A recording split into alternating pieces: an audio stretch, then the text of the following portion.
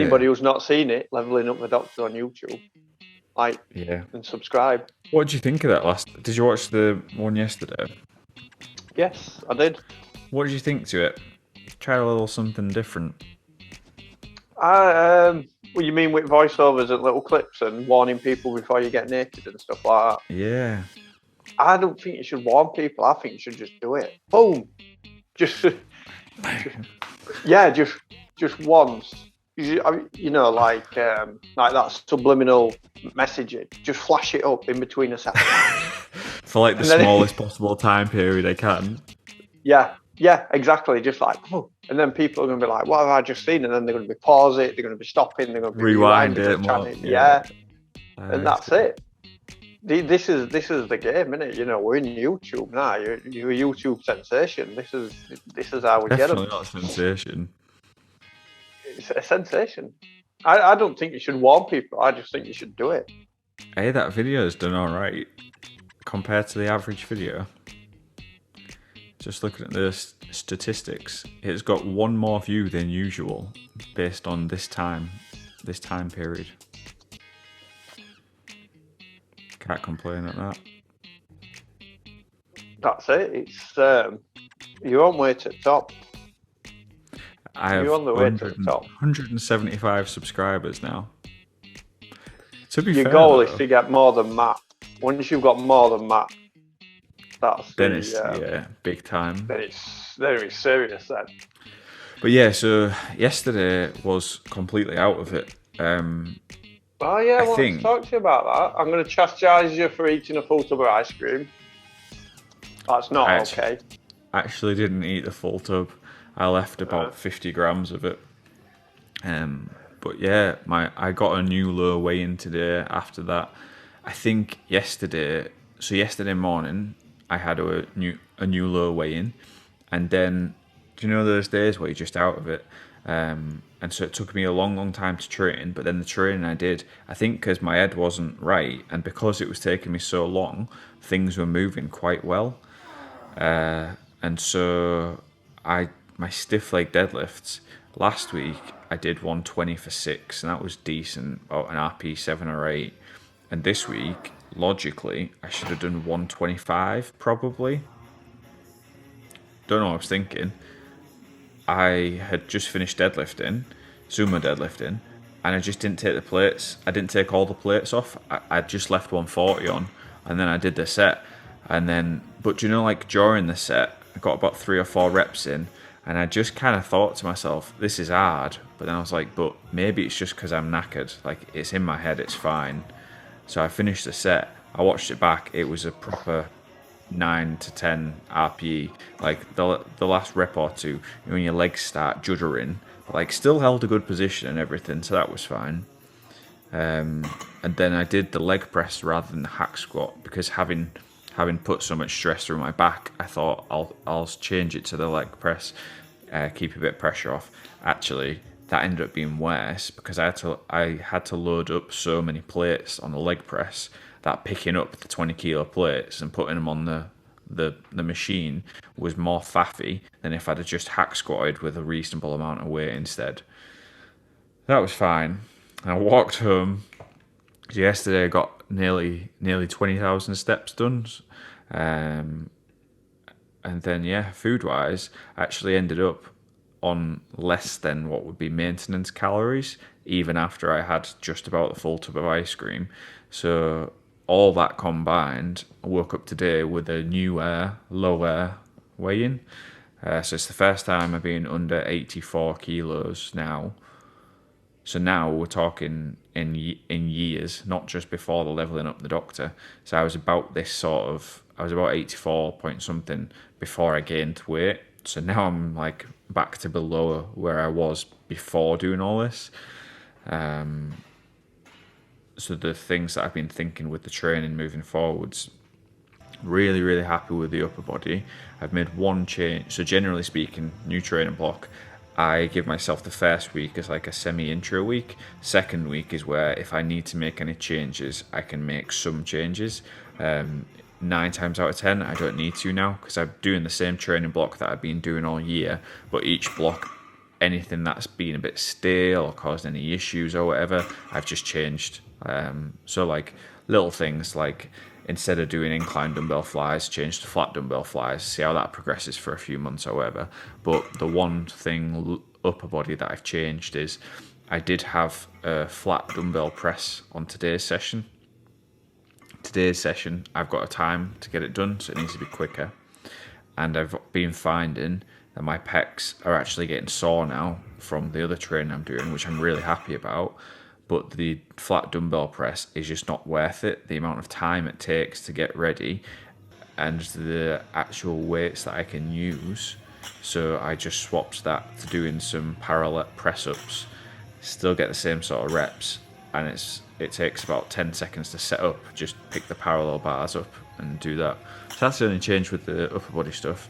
Lower body stuff, I think I need to stop going for as many top sets. So I don't think there's anything wrong with the top sets, especially like my pause squats. I've been getting PB after PB after PB, staying at like RPE 67, so I'm happy with that.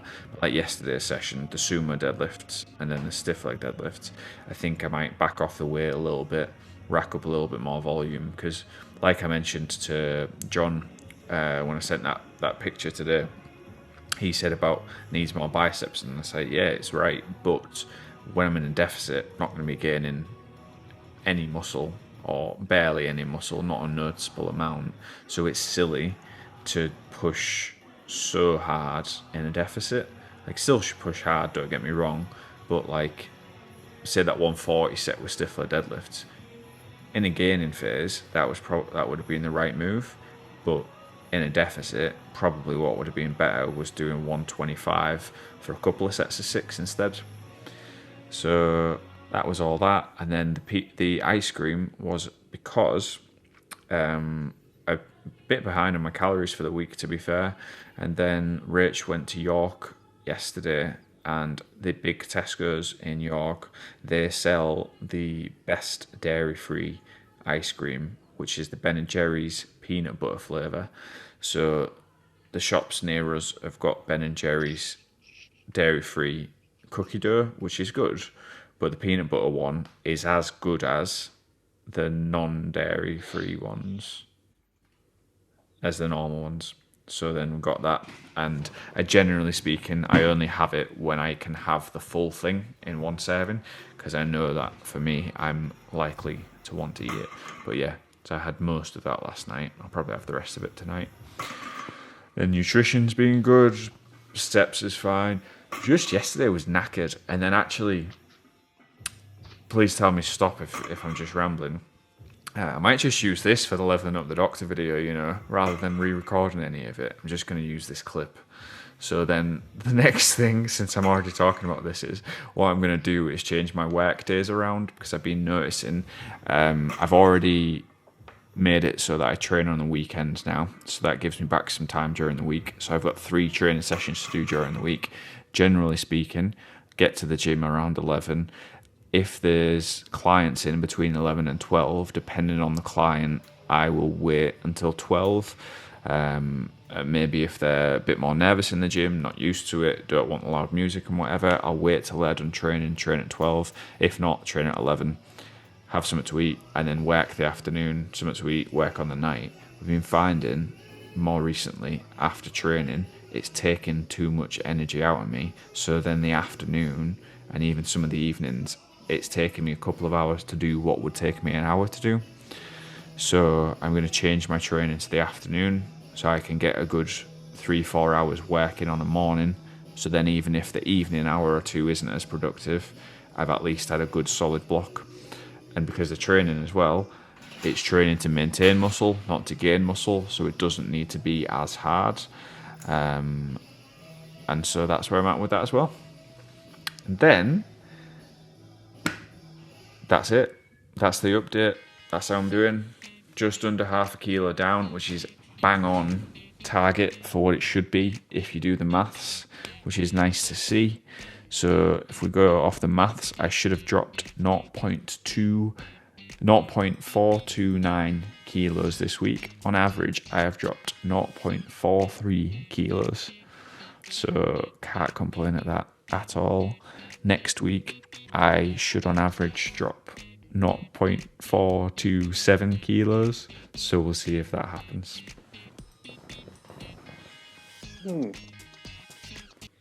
Back to the important topic there, something that you've just grazed over, just scooted straight past it. What's the plan for the biceps? You know, I know we can't build too much muscle because we're in a slight deficit, but I feel like it's all proportions because your arms are like, they're not small, are they? You have a very wide back, which I think makes your arms look smaller than what they actually are, to be fair. I mean, it depends on the angle you're looking at. Because you have quite thick, meaty tricep, don't you? Yeah. They're not tiny, like you say, but because my waist when I'm lean will be about here. So then it'll go like that. Just the way. It's something I've talked about with Rach and even with other coaches that I've had in the past. My joints are so small. So if you take your hands and your fingers and try and wrap them around your wrist, I can get my little finger and my thumb to touch around my wrist. I can't get my little finger. Yeah, and I've got little hands as well. Like my joints are tiny, so if I was to go back and do it all again, I think from like a genetic perspective, I've got the frame to do bodybuilding. I'm only small. My shoulders are quite wide compared to my waist. Just the bones of my shoulders are quite wide compared to my waist. My joints are very small. I'm prone to snapping things when I'm lifting heavy weights. So all of that, and even like my the body parts that most guys struggle to grow, like the legs, are things that I don't struggle to grow. So if I was to go back and do it again, I think I could have had a decent run at doing some bodybuilding, just the training perspective, but I don't know. But yeah, Are we ever going to see the legs? Are we ever going to see the legs? How do we feel about that? Because we're all about, let's show the back, let's show the biceps, let's see some legs. Don't talk about these lines in your legs. The people need to see the legs. The thing with that is the quality on my camera is not good enough to pick it up because my legs are obviously hairy. I don't want to shave them, but then obviously shave them, man. Get them shaved, man. But then on this, you can't see any veins or anything, can you? But then in real life, really. You know how vascular your arms actually are. Mine look like my arms look like, what's it called? Puff pastry, ready-made puff pastry. You see, Nick. You know Nick Walker. Do you follow Nick Walker? I know. Yeah, I know him. Well, I don't know him, but yeah, I know of him. He looks like if you was to draw what a bodybuilder should look like. He's just won some pro show yesterday, maybe. Very impressive young man. But yeah, so to fix the biceps, basically, get lean and then do an actual proper hypertrophy gaining style phase for hopefully a couple of years because I'm going to do it right. I've never actually done it. It sounds silly. Yeah, that's the guy. Never actually done a proper hypertrophy gaining muscle period. So it'd be interesting to see how that goes. And that'll be it. And that'll be it. Done. Both. Completed it. Completed life.